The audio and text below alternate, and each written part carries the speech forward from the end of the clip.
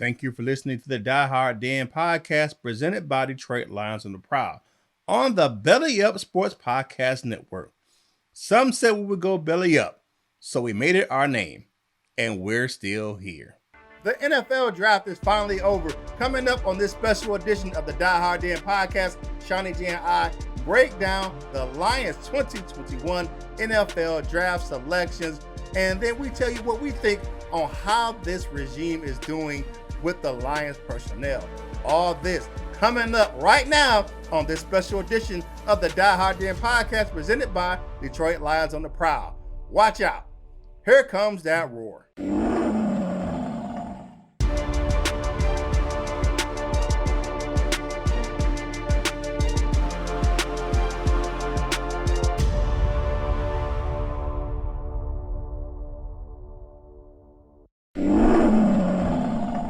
What up, though? Welcome to this special edition of the Die Hard Dan podcast. And as always, I'm with my man, Seany J.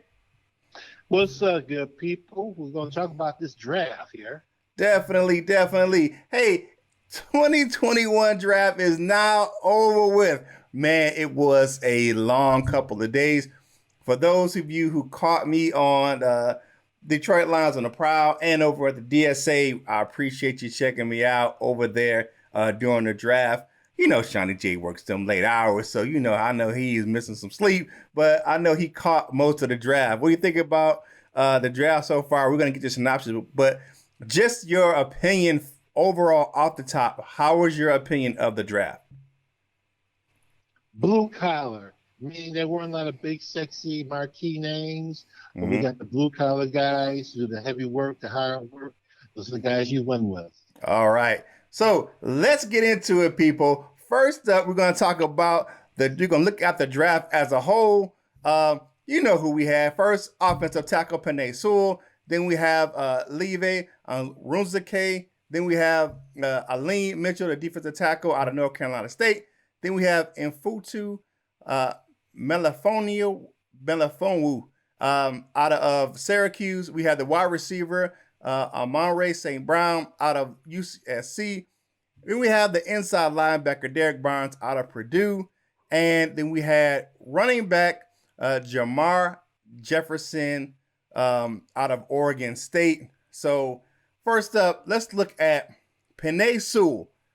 Penei Sewell is 6'6", 325 pounds, offensive tackle out of Oregon. The man is a beast. Seany J, what'd you think about the big fella out of Oregon going in the first round? Well, once again, everybody keeps saying he's the best, one of the best players overall in the draft, a generational talent, a franchise tackle, or sure Hall of Famer. That's not a praise on the guy who hasn't played his first NFL game, but I'm hoping it's all true. It'll be great. And I compared him, I don't know if you saw this in the group, I compared him side by side to the great Cincinnati Bengal tackle, Hall of Famer, Anthony Munoz. I did see that. Yeah, I did see that. Yes, hopefully, I think I saw a Photoshop of Sewell wearing number 78. So that'd be great because other people will see the same thing. He's the next Anthony Munoz. If he is, that's great. And I say this too. With all the capital the Lions have spent in the offensive line, 3 4 picks with him, Frank Ragnow, and Decker, a third-round pick in Jonah, who was pretty good from Ohio State, and it gave Vaitai $50 million to come over here, a $50 million contract. Yeah. We better have one of the best offensive lines, if not the best offensive line in the NFL. Right. I think we'll be one of the top units in the NFL. I just think they addressed a relevant need for the Lions. He was the best player on the board at that time. Those pass catchers, all those playmakers went ahead. You look at what the Lions needed. We need to have a surefire run game and protect our investment on Jared Goff. I mean, he invested a lot of money into Jared Goff. So why not go ahead and, make sure he stays upright, keep him protected. The guy's a beast. He's a road grader, 6'3", 6'6", 320. Man, I mean, the guy's just a mountain. I think that there's a couple of guys that were bigger than him as far as in the draft, like Leatherwood, but Leatherwood doesn't have the athletic ability of a Penei Sewell, and he doesn't move as well. I mean, I was over the moon with this one. I really wanted the offensive tackle.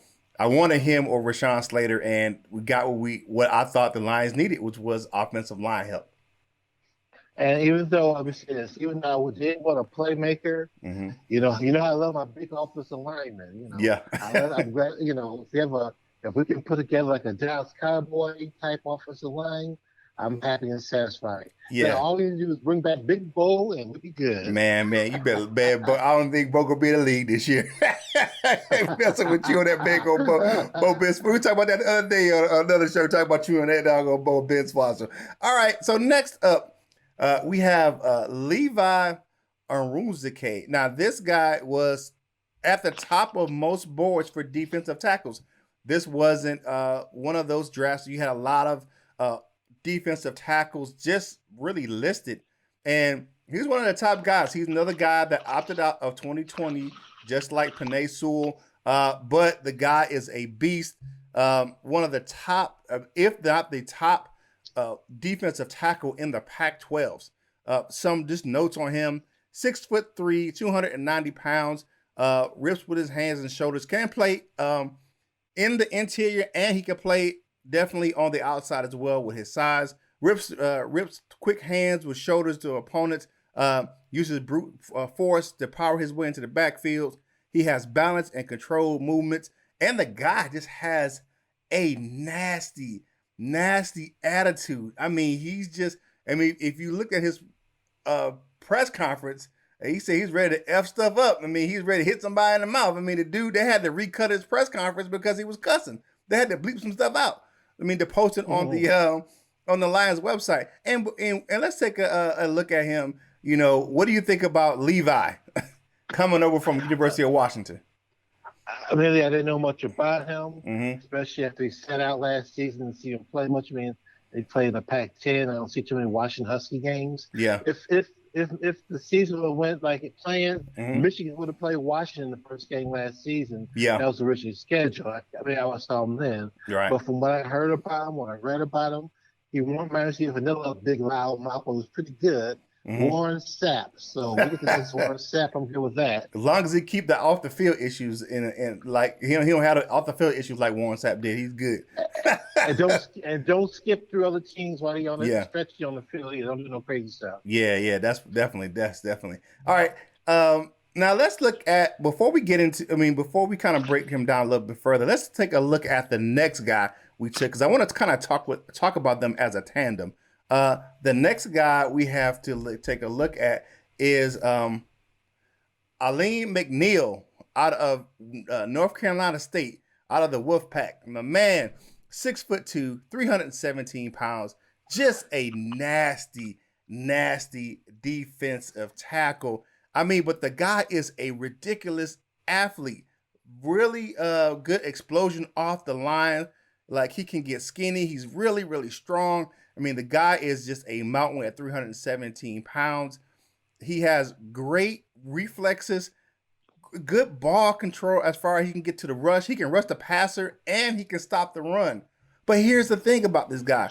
An amazing athlete. The guy played outfield in high school as a 300-pounder.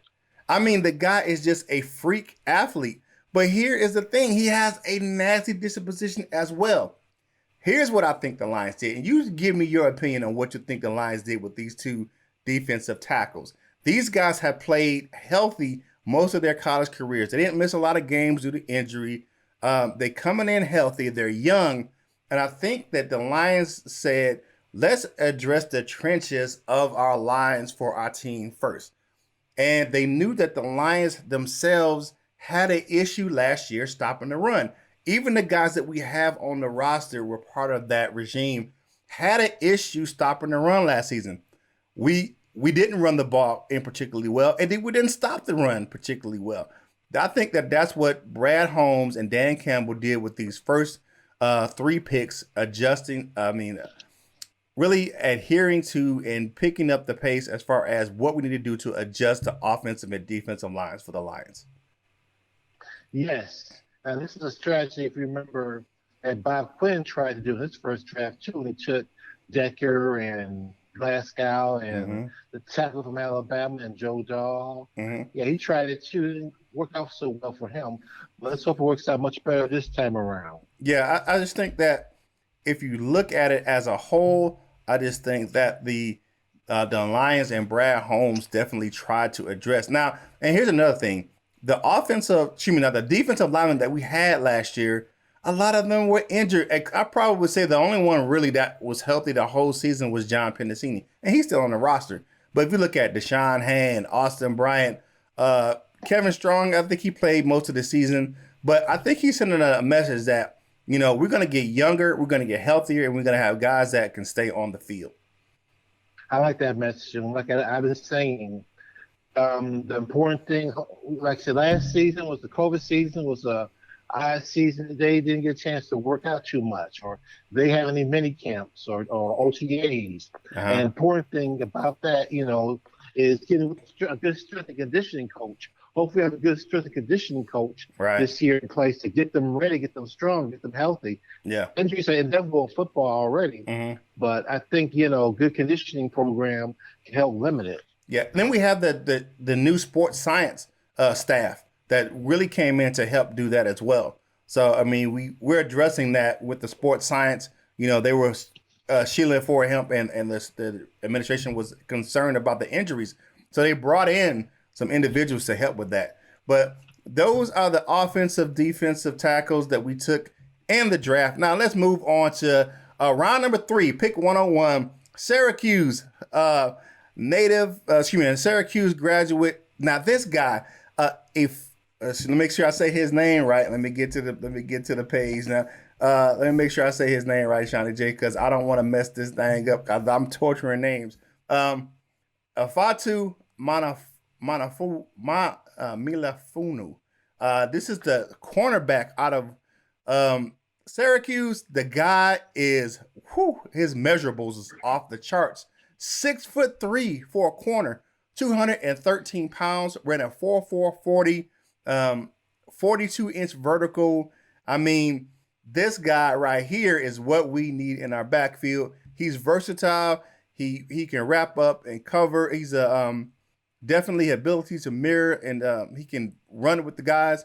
He can disrupt to the backfield, the downfield speed, suffocates routes. I mean, the dude, he really has great ball skills. I would say the only thing, he's really aggressive for a corner. Now, one thing I did hear that's positive about this young man is that he has good movement, good hips. He can swing around. I mean, there's no really like bad movements to him, wasted movements when he's out on the field.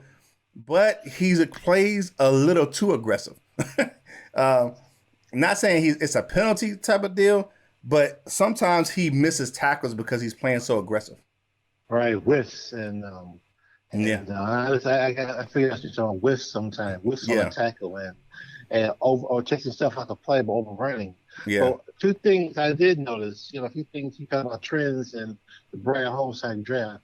He likes drafting guys who are athletic and who have good athletic ability, and also names are very difficult to pronounce. Yeah. There's a few more coming up, buddy.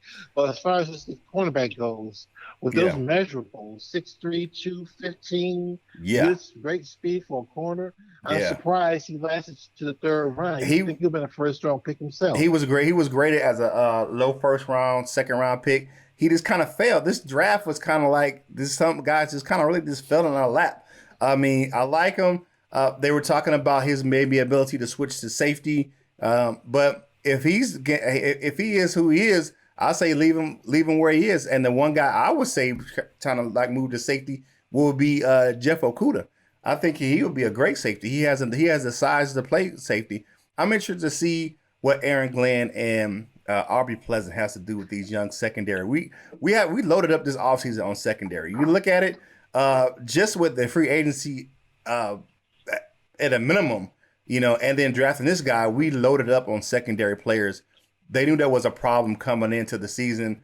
It was just terrible. Our secondary was just horrible last year. But we have played a lot of injuries too. Desmond Trufant went down. Justin Cohen went down.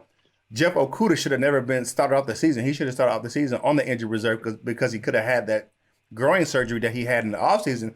He should have had it before the season even started. So you look at that, the secondary, Brad Holmes and Dan Campbell made sure that they addressed the secondary as well. You know, you're looking at some of those guys that coming off an injury, coming to the Lions, Dunbar and what's my man, Corn Elder, and, you know, a couple of those guys, the veterans coming in, Dean Barlow. It's going to be interesting to see how our secondary, but that young fella is going to add to that secondary. Now let's look at a pass catcher. Now I know Seany J was one of the guys that said, hey, we need a receiver. Well, we got one. Another guy who was kind of just fell to the Lions. He was definitely graded a lot higher than where he was drafted. Amon-Ra St. Brown out of USC, right at 6 foot tall, 197 pounds. Now, a lot of people are comparing him as a kind of a hybrid between his yards after catch and his great hands. He's kind of, they're saying that he's a hybrid between Kenny Golladay and Golden Tate. That's a pretty good hybrid, my man. Yes, it is. And I compare, I don't know if you saw this, I compare him to another former Lion great from USC, Johnny Morton. Woo. So Yeah. So I like that. I like Johnny Morton. So, you know, you will never go bad with that trio of receivers that we had, because we have another guy, a Perriman that's coming in, and if we can have the production out of those guys like we had out of that trio of receivers between Herman Moore, Brett Perriman, and Johnny Morton, I'm all for it, my man. Yes, and you know, Brad Holmes, he in the panic. He's heard reports that the Lions have the worst receiving core in the league right now, but he didn't panic. He let them bully him into taking like Devontae Smith, who was there when we took Panay too. Yep. Smith was there and available for the taking, and a lot of people said we'd take him over Panay, but no, Smith stuck to his guns. He took the big lineman. And he took a receiver when he was ready in the 4th round. Yep. Plus, he signed a few intriguing options, undrafted free. We don't talk about today. Yeah. We'll say that for another day. But so he stuck to his game plan. Yes, he did definitely stick to. Now here's some key attributes about the young fella. Let me say his name correctly again.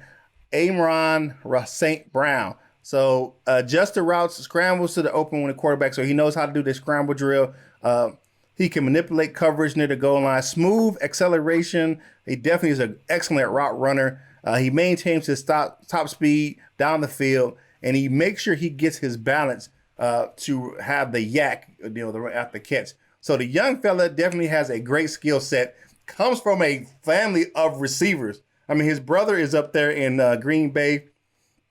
I mean, the St. Browns, if you don't know that story, their dad was a former bodybuilder, and he just kind of did what the ball dad did, but just with not as much mouth and but with more production. You know what I'm saying? And no reality show. No reality show. He built a football factory with his sons. You know, he made sure that they had jugs machines and all this stuff at home. So he made, NFL wide receivers out of his sons. You know, he changed their names from Brown to St. Brown to make their name stand out. So if you don't know that story, go ahead and check it out. Those St. Brown brothers from Southern California, those guys can ball. All three of them are really good wide receivers. So let's kind of take a look at the next guy that was off the board. Oh my goodness, man, I was really excited about this guy. Derek Barnes out of Purdue.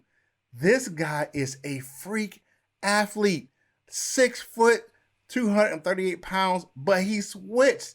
The guy played defensive end and switched to inside linebacker, can run a 4.5 40. I mean, he can get up and down the field. He uses his hand skills to break tackles. I mean, the guy is just a freak athlete. He's quick inside slant. He can get after the quarterback, and he can get after the running backs. He is a great finisher. He wraps up, runs through tackles. I mean, the guy is a sure tackler. He fits the build of what we needed on our defense as far as a linebacker. He can play inside. He can play outside. He's just a really versatile young fella. What do you think about Derek Barnes coming over from Purdue?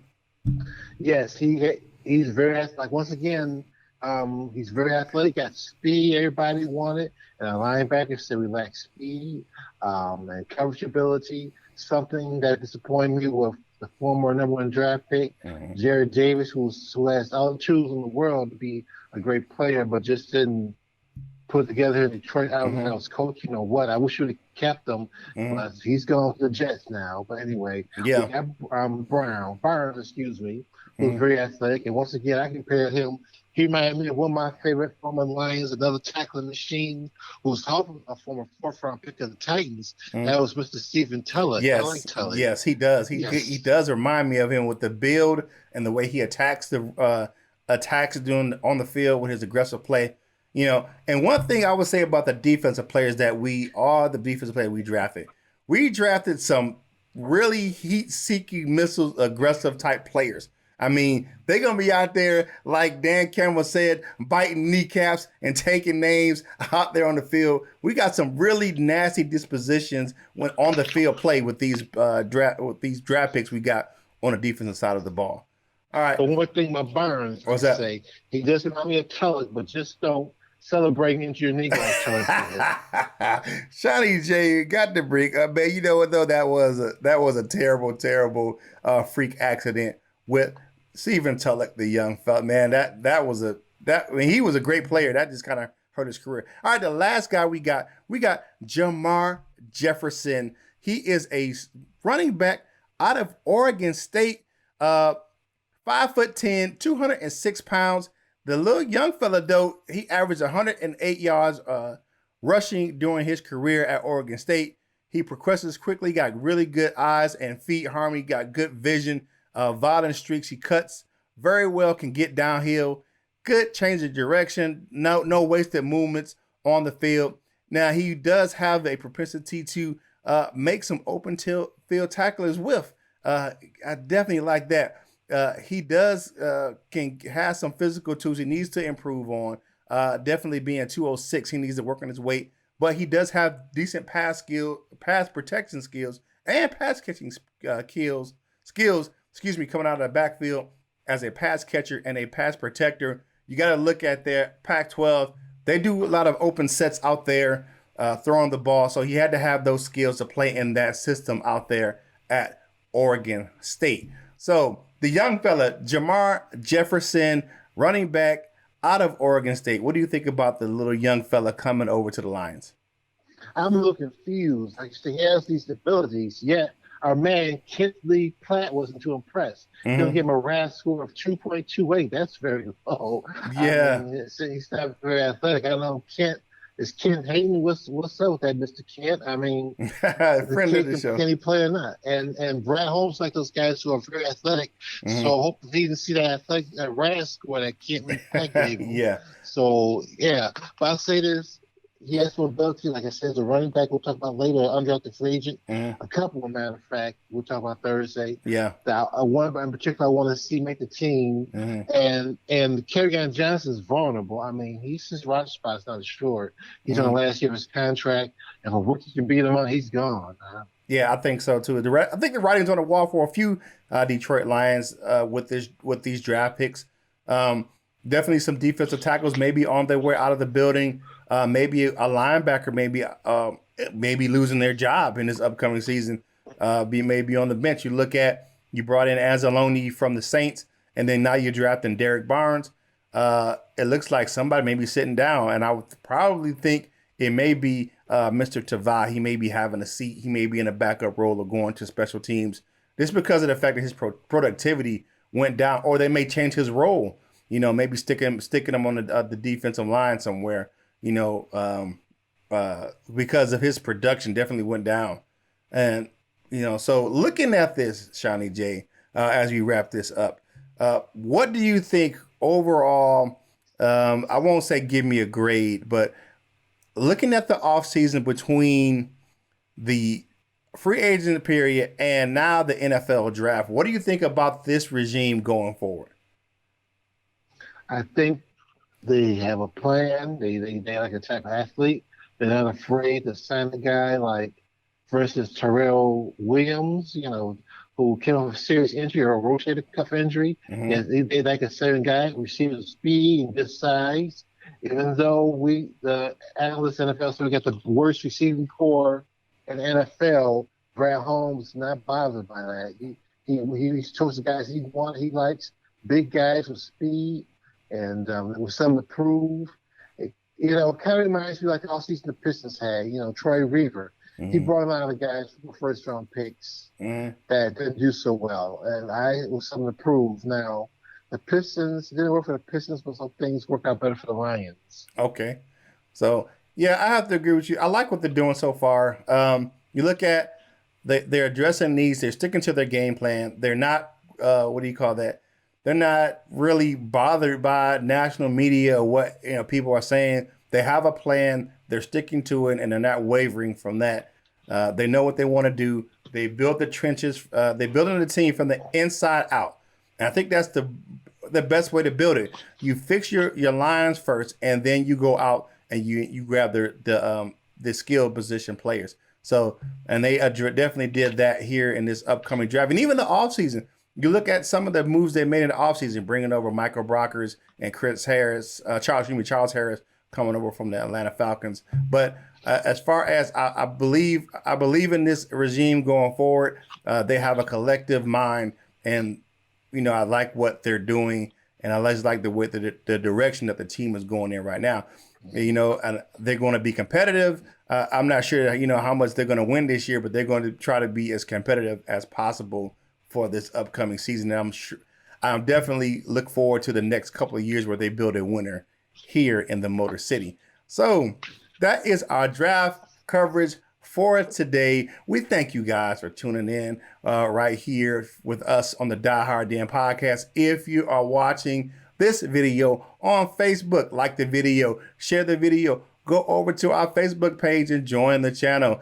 Seany J does a great job of keeping you updated of everything over there on the Die Hard Den podcast Facebook page. If you're watching on YouTube, like the video, share the video, comment on the video, and just tell us what you think about the Lions draft. And we really appreciate that. And subscribe to the channel if you haven't done so already. Seany J, tell the people how they can find you on social media. As always, my full name is Sean Jennings. You can find me on Facebook. That's where I usually am. I'll be happy to add you as a friend. I'd be happy to add you to our Detroit Lions Truest Fan Group, which I'm the head administrator of. And our page, the Die Hard Den page, Lions page, it's a public page. You easily find it. I keep you well informed. Leave us a comment. Leave us some notes. Say hi. And visit our page. Definitely. All right. So you know who I am. I'm your man, Curt Steele. You can find me on Instagram and Twitter at CurtisSteele14. That's at CurtisSteele14. You can find the show over there on Twitter at DieHardDenPodC1. On Instagram, we are at Die_Hard_Den_podcast. We have some good short videos over there you can check out as well. And we'll be coming to you with probably a TikTok page coming real soon. So take a look out for that as well. So as we go forward, we look forward to bringing you some more content coming to you real soon. The regular show will be on Friday as we break down the undrafted free agent class. Whatever you do, you know what you got to do, baby. You got to boss up, ball out, and be the best version of you that you can be. For my man, Seany J, this is Curt Steele, and we are